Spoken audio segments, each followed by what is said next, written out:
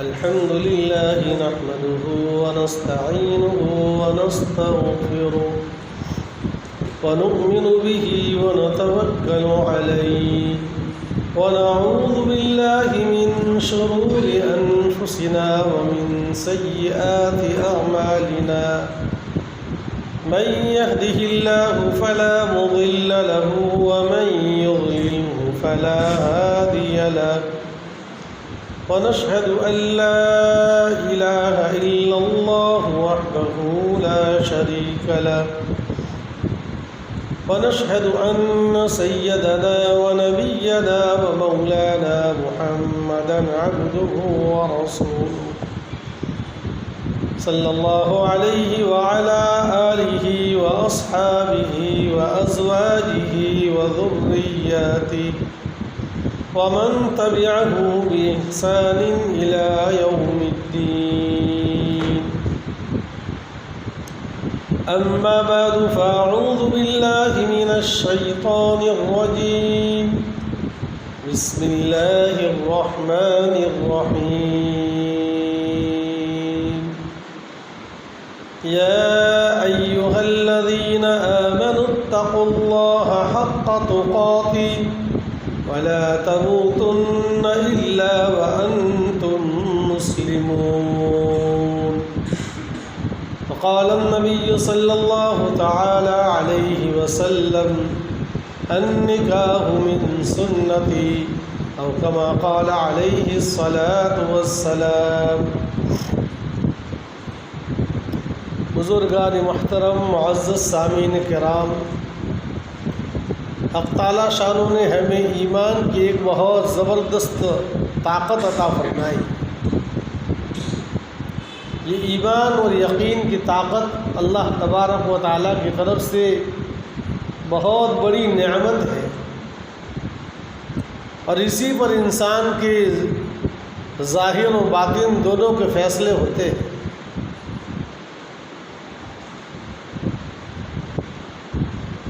نکاح کے موقع پر، خوشی کے موقع پر حضور اکرم صلی اللہ علیہ وسلم سے نکاح میں 3 آیتیں پڑھی جاتی ہیں،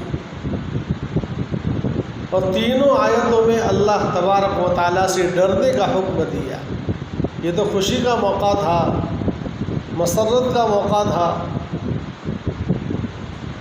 پھر بھی اللہ تبارک و تعالیٰ کی طرف سے یہ بتلا جاتے کہ یا ایھا الذین آمنوا اتقوا اللہ، اے ایمان والو اللہ سے ڈرو.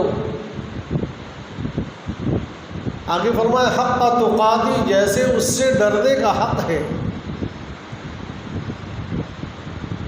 اور دوسری بات بتائی ولا تموتن الا وانتم مسلمون، تمہیں موت نہ آئے مگر ایمان کی حالت میں، اسلام کی حالت میں.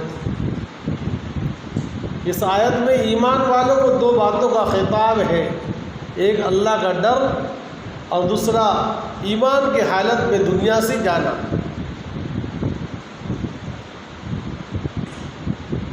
اللہ تبارک و تعالیٰ نے ہمارے نبی کے ذریعے جو ہمیں مقدس پاکیزہ دین عطا فرمایا، اس کا خلاصہ یہی ہے کہ انسان کے دل میں اللہ کا ڈر پیدا ہو. اور ڈر جو ہے تقویٰ، ایک تو ہے دنیاوی ڈر، بھائی بڑا آدمی سے ڈر رہا ہے، استاد سے، شاگرد ڈرتا ہے، اولاد اپنے ماں باپ سے ڈرتی ہے. اس لیے گناہ کرتے ہوئے آدمی کہاں تلاش کرتا ہے کوئی ایسی جگہ جہاں مجھے کوئی دیکھے نہیں. لیکن تقویٰ نام ہے اللہ کی عظمت، اللہ تعالیٰ کا خوف رکھتے ہوئے تنہائی میں ہو، لوگوں کے سامنے ہو، خلوت میں ہو، جلوت میں ہو، ہر موقع پر اللہ سے ڈرنے کا نام تقویٰ ہے. حسن بصری رحمۃ اللہ علیہ فرماتے تھوڑا سا تقویٰ 70 سال کی عبادت سے بڑھ کر ہے. اندازہ لگائیے، تھوڑا سا تقویٰ یعنی تھوڑا سا بھی اللہ کا ڈر ہے آدمی تو آدمی گناہوں سے بچ کر پاکیزہ زندگی گزارتا ہے. اللہ کا ڈر اس کے دل میں ہے، اللہ کا خوف اس کے دل میں ہے. آج سب کچھ ہے لیکن ہمارے دل میں اللہ کا ڈر نہیں رہا۔ نماز بھی ہے، عمرہ بھی ہے، حج بھی کر رہے ہیں، رمضان کے روزے بھی رکھتے ہیں، سارے موقع پر یہ تقویٰ کی آیت یاد دلاتے ہیں کہ نماز پڑھو، تمہارے اندر خشوع و خضوع پیدا کرنے والا مومن سب سے بڑھ کر ہے۔ روزہ رکھو، روزے کا اصل مقصد کیا ہے؟ اللہ کا ڈر پیدا ہو جائے۔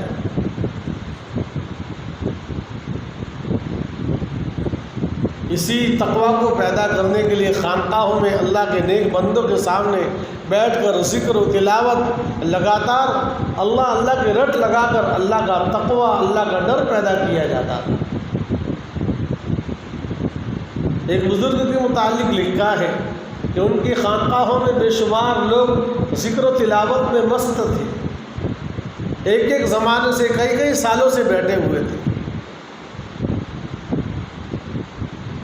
اور اتنے میں ایک نوجوان آیا، چند دن خانقاہ میں رہا اور اس کو خلافت دے کر روانہ کر دیا۔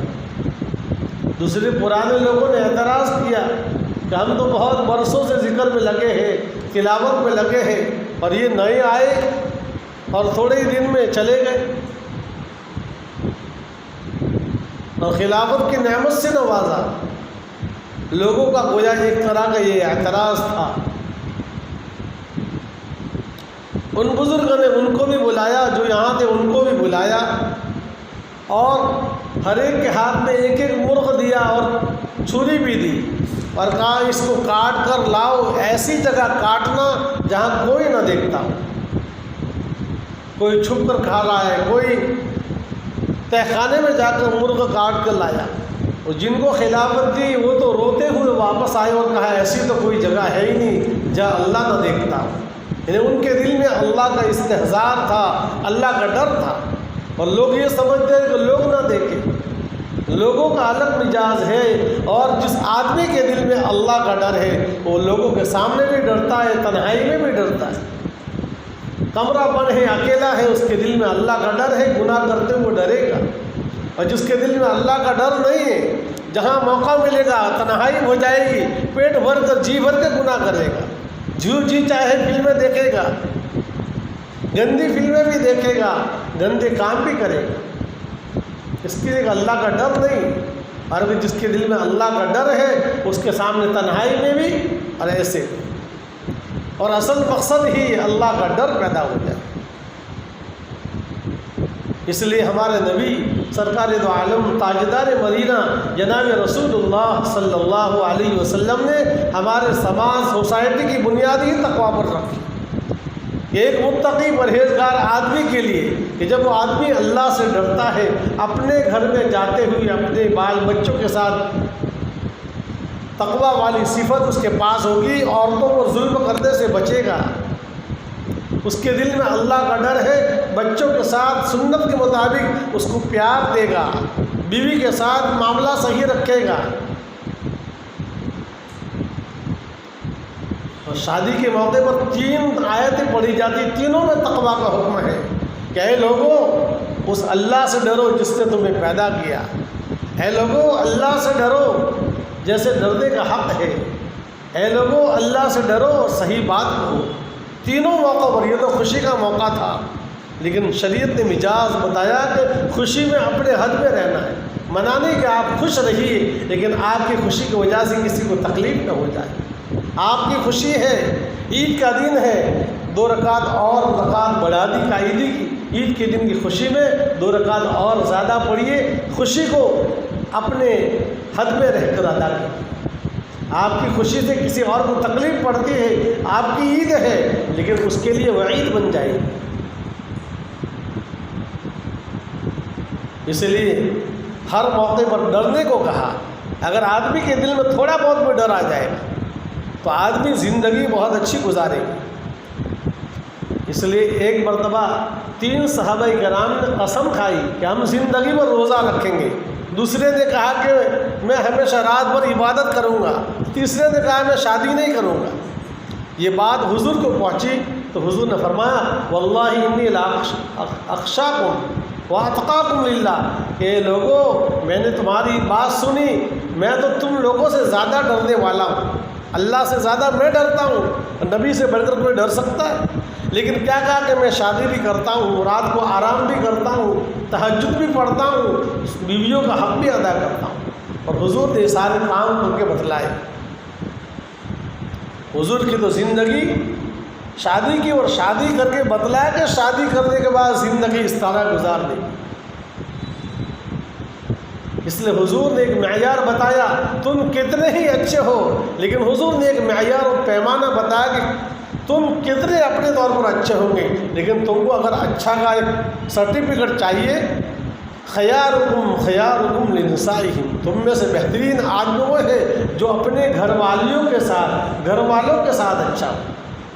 آدمی باہر تو اچھا پھرا دکھتا ہے، ماں باپ کے ساتھ بدسلوکی کرتا ہے، بیوی پر ہاتھ اٹھاتا ہے، بدتمیزی کرتا ہے، فرمایا یہ اچھا آدمی نہیں ہے۔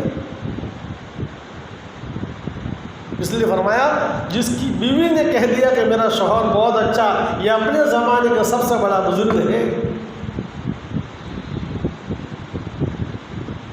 اسی لیے سرکار دو عالم ساجدار مدینہ جناب رسول اللہ صلی اللہ علیہ وسلم کو ایک صحابی نے دعوت دی، اللہ کا رسول آپ کو دعوت ہے۔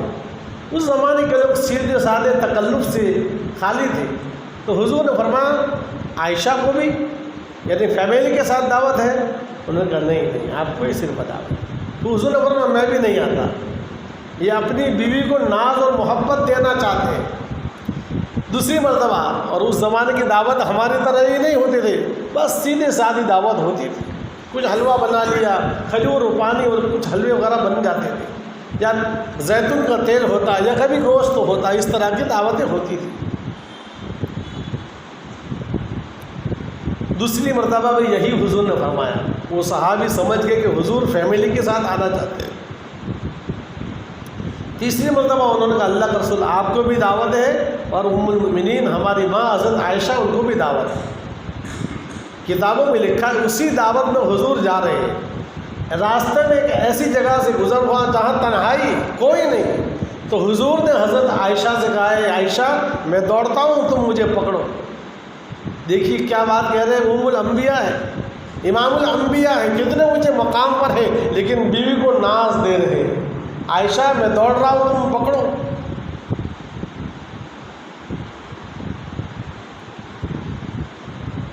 اس وقت حضور گویا جیت گئے، اور دوسرا موقع آیا تو پھر ایک مرتبہ پھر دوڑ لگائی، تو پھر حضرت عائشہ جیت گئی، گویا دونوں برابر ہو گیا۔ آپ ذرا سوچیں تو صحیح، حضور نے کتنی اونچی بات کہی۔ ایک مرتبہ حضرت عائشہ رضی اللہ تعالیٰ عنہ پانی پی رہی تھی، حضور نے دور سے کہا یا حمیرہ، جس کو ہماری رانگل کی بھاشا میں کہیں گے گوری، کہ ذرا پانی میرے لیے بھی بچانا۔ اور پانی پیا ہی نہیں بلکہ پیالہ ہاتھ میں لے کر کہا کہ عائشہ تم نے کہاں ہونٹ لگائے؟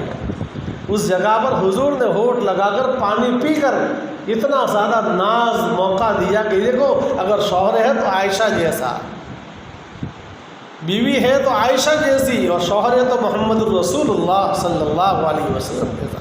آپ کے اخلاق کس قدر بلند و بالا تھے، ہر بیوی نے یہ کہا کہ حضور جیسا کوئی شوہر نہیں۔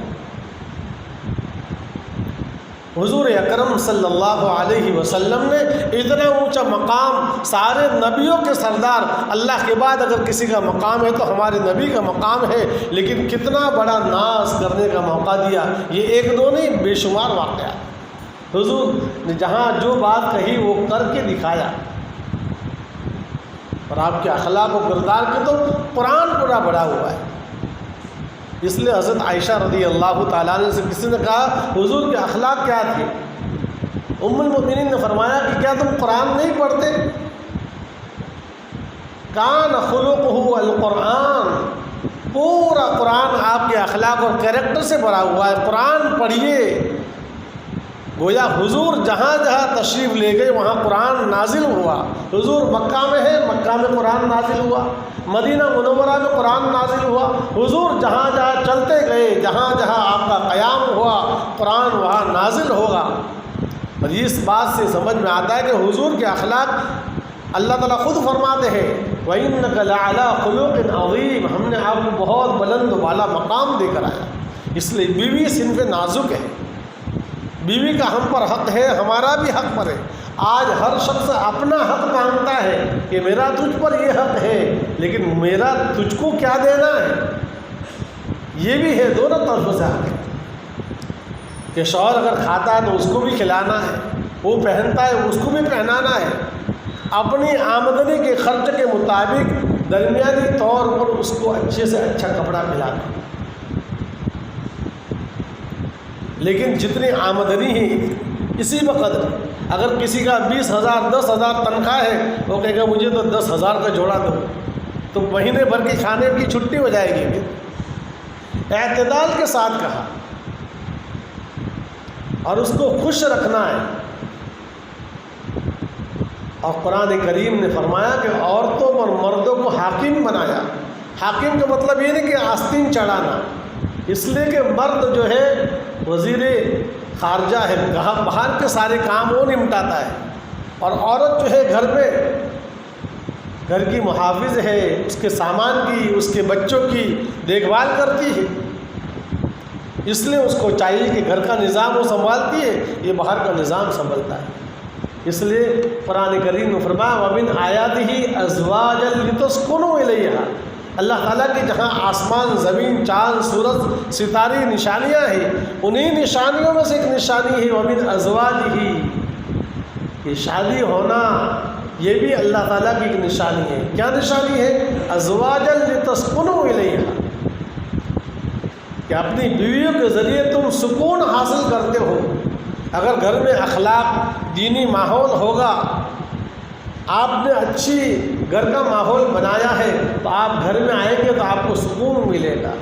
اور اگر آپ نے پہلے سے بے سکون والی زندگی گزاری، آپ نے قرآن حدیث سے ہٹ کر زندگی گزاری، آپ کو کبھی سکون نہیں ملے گا۔ سکون آپ چاہتے ہو بینک بیلنس میں نہیں، وہ ختم ہونے والی چیز ہے۔ اس لیے حضور اکرم صلی اللہ علیہ وسلم نے ارشاد فرمایا کہ 4 وجہ سے شادی کیا جاتی ہے: حسب نسب، مال و دولت، حسن و جمال اور دین۔ اگلی 3 چیزیں وہ تو ختم ہونے والی۔ حسب نسب دنیا میں بالکل آج نہیں، وہ ختم ہو گئی۔ قبرستان میں سارے لوگ سوئے ہوئے، بڑے بڑے حسب نسب والے تھے، لیکن آج ان کا نام و نشان نہیں۔ ان کی ایک زمانے میں عزت تھی، سروں پر ان کو بٹھایا جاتا تھا۔ دوسرا حسن و جمال تھا، یہ ختم ہو گیا کہ ایک زمانے تک حسن و جمال رہتا ہے، جیسے ہی عمر ڈھلتی ہے وہ سب ختم ہوتا جاتا ہے۔ مال و دولت یہ بھی ختم ہونے والی چیز ہے۔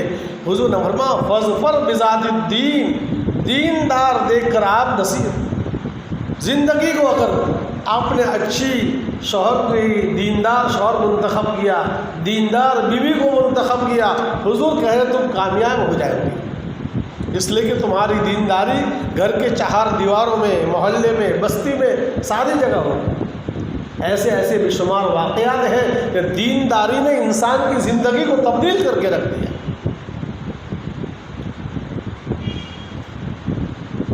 ہر ایک کو حافظ عالم بننا اور عالمہ بننا ضروری نہیں، لیکن ہر ایک کو دیندار بننا یہ ضروری ہے۔ ایک واقعہ لکھا ہے کہ ایک پڑھی لکھی بچی تھی، نیک صالحہ تھی، دین سے وابستہ تھی، اللہ کے نیک بندوں سے وہ بیعت تھی۔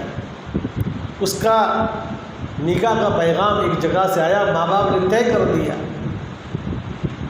بعد میں پتہ چلا کہ یہ تو شراب پینے والا ہے، جوا کھیلنے والا ہے اور بہت سارے گناہوں میں مبتلا ہے۔ گھر کے لوگوں نے کہا کہ اس کو توڑ دو، یہ رشتہ مناسب نہیں۔ لڑکی نے یہ بات سنی تو کہا نہیں، نہ توڑیے اس کو، میں انشاءاللہ نبھاؤں گی۔ اس زمانے کی دیندار لڑکی نے زندگی پر نبھا کر بتایا، بلکہ اس نے ایسا نبھایا کہ ہم سب کے لیے ایک بہت بڑا سبق ہو گیا۔ ماں باپ نے بہت اصرار کیا تو اس نے کہا نہیں امی جان، ماں اور باپ سے کہنے لگی اس کو چھوڑنا نہیں، اس کو رہنے دیجیے۔ چنانچہ یہ رشتہ ہونے کے بعد نکاح ہوا، اور نکاح کے بعد جب یہ جانے کا رخصتی کا وقت آیا، قریب میں گاؤں کے قریب تھے، جب وہاں پہنچے تو تقریباً 4 بجے کا وقت، جو ہمارے یہاں عام طور پر گجراتیوں کے یہاں 4 بجے، 4:30، 5 بجے عصر سے پہلے چائے پینے کا وقت ہوتا ہے۔ تو چائے پینے کا وقت تھا، اس کو بھی چائے پئیں گے، تو وہ لڑکی نے آتے ہوئے پہلے ہی گھر میں داخل ہوئی، سب کو سلام کیا، السلام علیکم ورحمۃ اللہ وبرکاتہ۔ آنے والے کے ذمے سلام ہے، اس لیے حدیث میں فرمایا جب گھر میں داخل ہو جاؤ سلام کرو۔ سلام زور سے کیا، عورتوں نے سلام کا جواب بھی دیا۔ اس کے بعد اس سے کہا کہ چائے ناشتہ، کہا چائے ناشتہ نہیں کرتی، منع کر دیا۔ لوگوں نے اس کی زیادہ نوٹس نہیں لی۔ جب کھانے کا وقت آیا تو اس کو کھانا پیش کیا گھر کی اس کی نند وغیرہ سے۔ اس نے کہا کھانا میں اپنے شوہر کے ساتھ کھاؤں گی۔ لوگ تعجب میں پڑ گئے کہ یہ پہلے ہی دن سے دلہن بولتی ہے۔ ایک زمانہ تک، ایک ہفتے تک تو پہلے بولتی نہیں تھی، کام بھی نہیں کرتے دیا جاتا تھا۔ تو مزاج تھا کہ یہ ایک ایسی عجیب و غریب دلہن بولتی ہوئی آئی۔ تو اس کے شوہر کو اس کے کمرے میں اس کو بھیج دیا کہ کوئی بات نہیں، آپ شوہر کے ساتھ کھاؤ۔ اب کمرے میں شوہر اکیلا ہے اور اس کو دلہن کو بھیجا اور شوہر دونوں ہیں، دروازہ اندر سے بند کر دیا۔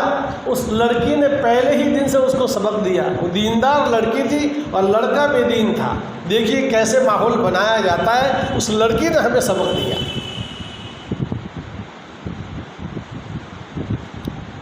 لڑکی نے اس سے کہا، سلام کی، بات چیت شروع کی، اور پھر کہنے لگی کہ میں نے سنا ہے کہ تم رشوت بھی لیتے ہو، شراب بھی پیتے ہو، دوسرے بھی بہت سارے کام کرتے ہو۔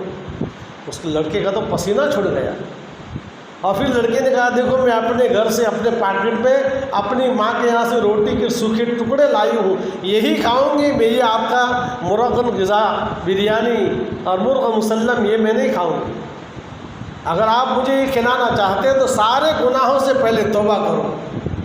اگر آپ توبہ کرتے ہیں تو میں یہ کھانا کھاؤں گی، ورنہ اپنے گھر سے جو روٹی کے سوکھے ٹکڑے لائی ہوں وہی کھاؤں گی۔ اس نے کہا یہ عجیب، اس کے دل میں بھی بات تو کہا، بات تو صحیح ہے، اللہ کو بھی ہدایت مقصود تھی۔ اس نے کہا میں پہلے بارگاہ خداوندی میں توبہ کرتا ہوں، آج کے بعد یہ سارے گناہ چھوڑ دیتا ہوں، آئندہ نہ کبھی رشوت لوں گا، نہ سود لوں گا، نہ حرام کاریوں میں مبتلا ہوں گا، نہ شراب پیوں گا، اور ایسے شریعت کے خلاف جو بھی کام ہے اللہ کے ناراض کرنے والے سارے گناہوں سے توبہ کرتا ہوں۔ بس یہ توبہ کرنا تھا، اس کی زندگی بدل گئی۔ اب کیا ہوا، کھانا بھی کھایا، اور اس کے بعد الحمدللہ دوسرے ہی دن سے، اور اب یہ دروازہ کھولا، شوہر نے کھانا کھایا، اب نماز کا وقت آیا، اور ہم دیکھتے کہ شادی کے دن دیندار لوگ بھی نماز چھوڑ دیتے۔ اس دلہن نے نماز پڑھی، اور جتنی بارات میں لوگ آئے تھے، شادی میں آئے تھے، سب عورتوں نے مصلی بچھا کر نماز شروع کر دیا، گویا پہلے ہی دن سے ایسا ماحول بنایا۔ آج ہمارے یہاں دیکھو دور دراز کے دیندار لوگ بھی ہیں، لیکن شادی کے موقع پر کھاتے وقت نماز چھوڑ دیتے ہیں۔ اکثر نہیں، عام طور پر ماحول ہے، ورنہ الحمدللہ دیندار لوگ بھی کہیں بھی نماز پڑھ لیتے ہیں۔ جس کو نماز کی فکر ہے، تو اس لڑکی کو دیکھ کر سارے عورتوں نے نمازیں پڑھی۔ اس کے بعد دوسرے ہی دن سے اس نے گھر میں تعلیم شروع کی۔ اس تعلیم کا اثر ہوا محلے اور بستی، چند وقت نہیں گزرا کہ الحمدللہ پورے محلے کی ہدایت کا یہ ذریعہ بنا۔ کیا تھا؟ اللہ والے کی صحبت میں تھوڑی دیر اور بیعت ہو کر اس نے اقرار کیا تھا کہ نہیں انشاءاللہ، پیر صاحب نے کہا کہ اس کو آپ کو نبھانا ہے۔ تو معلوم ہے اس بچی نے پورا نظام بنایا، اور اس پر نہیں، اس کے یہاں لڑکا بچے ہوئے حافظ اور عالم ہوئے، اور اس کے علاوہ بستی اور محلے اور پورے شہر علاقے میں الحمدللہ دینداری کا ماحول پھیلا اس ایک بچی کی وجہ سے۔ ہمارے حضرت والا ہردوئی رحمۃ اللہ نے واقعہ لکھا ہے کہ امریکہ میں ہمارے گجراتی کوئی تھے، ان کا رشتہ ہوا، گھر میں ماحول جمعہ تک بھی نہیں پڑھتے تھے۔ اس بچے نے حضرت کو خط لکھا کہ ایسا ایسا ہے، کیا کیا جائے؟ حضرت فرمایا کچھ مت کہو، ان کے سونے کی جگہ پر چھوٹی سی کتاب کوئی اللہ والوں کی ہو کتاب رکھ دو۔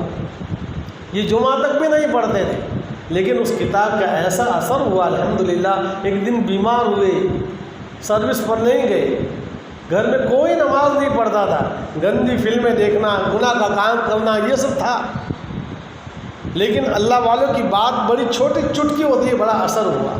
کتاب رکھ دی وہاں پر، بیمار ہوئے، ایک دن سروس کے لیے نہیں گئے، اب سو کے بھی تھکے، کتاب ہاتھ میں لی اور پڑھنا شروع کیا۔ بس اللہ والوں کی باتیں، قرآن اور حدیث کی باتیں اللہ نے ایسے دل میں محبت ڈالی، جمعہ بھی شروع کیا، 5 وقت نماز بھی شروع کیا، اللہ کے راستے میں شروع کیا، اور ساتھ ساتھ میں اللہ کے نیک بندوں سے وابستہ ہوئے، اور پورے اس امریکہ کے علاقے میں الحمدللہ دین پھیلنے کا ذریعہ بنا۔ کیا بات تھی؟ ایک چھوٹی کتاب ہی تو رکھی تھی۔ اس لیے موقع، مردم شناس، موقع شناس سے جو بات کہی جاتی ہے اس کا بڑا اثر ہوتا ہے۔ تو یہ چند گزارشات یہ ہم سب کے لیے ہے کہ دیکھو، ماحول بنانے کے لیے کوئی بہت بڑی لمبی چوکڑی اپنے ذات کو پہلا سدھارنے کی کوشش کرے کہ میں اللہ سے ڈرنے والا بن جاؤں، میرے دل میں اللہ کا ڈر آ جائے، تو سب سے پہلا تو میں، پھر اس کے بعد ہم سب، اس کے بعد یہ گھر میں ماحول بنے گا، تعلیم شروع ہوگی، حضور کی حدیث شروع ہوگی، نور انوارات برستے رہیں گے، پھر جس گھر میں نور برستا ہے وہاں اللہ کی رحمتیں آتی ہے، اللہ اس کو ہدایت کا ذریعہ بنتا ہے۔ حق تعالیٰ شان مجھے اور آپ سب کو عمل کی توفیق عطا فرمائے۔ وآخر دعوانا الحمدللہ رب العالمین۔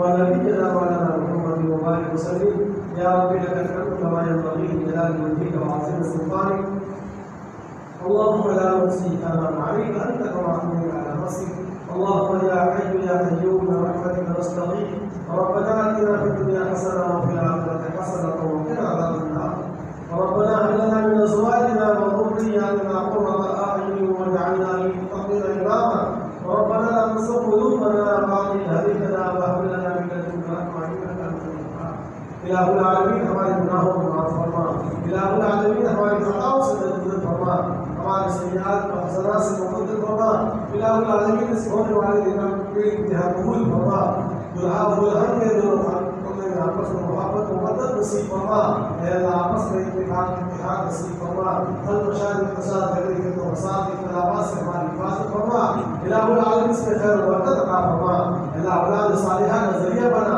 اپنی نگاہ اور شرمگاہوں کی حفاظت کا ذریعہ بنا، الہ العالمین ہم سب کو شریعت کی پابندی کی توفیق عطا فرما، اتباع کامل نصیب فرما، حضور اکرم صلی اللہ علیہ وسلم کی سچی محبت نصیب فرما، آپ کی سنتوں کو چلنا آسان فرما، قرآن و حدیث اور شریعت کو چلنا ہمارے لیے آسان فرما، اے اللہ ہر قسم کی نافرمانیوں سے بچ کر پاکیزہ زندگی گزارنے کی توفیق عطا فرما، الہ العالمین ہم سب کو دین و دنیا کی بھلائیاں نصیب فرما، خیر نصیب فرما، اے اللہ ہم سب کو اوپر خیر نصیب فرما، ہم سب کی برائیوں سے شرور و فتن آباد بلیہ سے ہماری حفاظت فرما، الہ العالمین اس وقت کی خطرناک بیماریوں سے خصوصاً کورونا اور اس کی اسکیموں سے ہماری پوری ایمان والوں کی حفاظت فرما، اے اللہ جس کو شہید انتقال کر چکے ان کو شہید شہادت کی موت نصیب فرما، اللہ جو جوان بچے اور بچیاں ہیں ان کی بہترین شادی کے جوڑے عطا فرما، اللہ جن کی شادی اور جن کی اولاد سے معلوم ہے ان کے سارے اولاد عطا فرما، اللہ جو تعریف مقاصد لے کر بیٹھے ہوئے مقاصد کی کامیابی عطا فرما،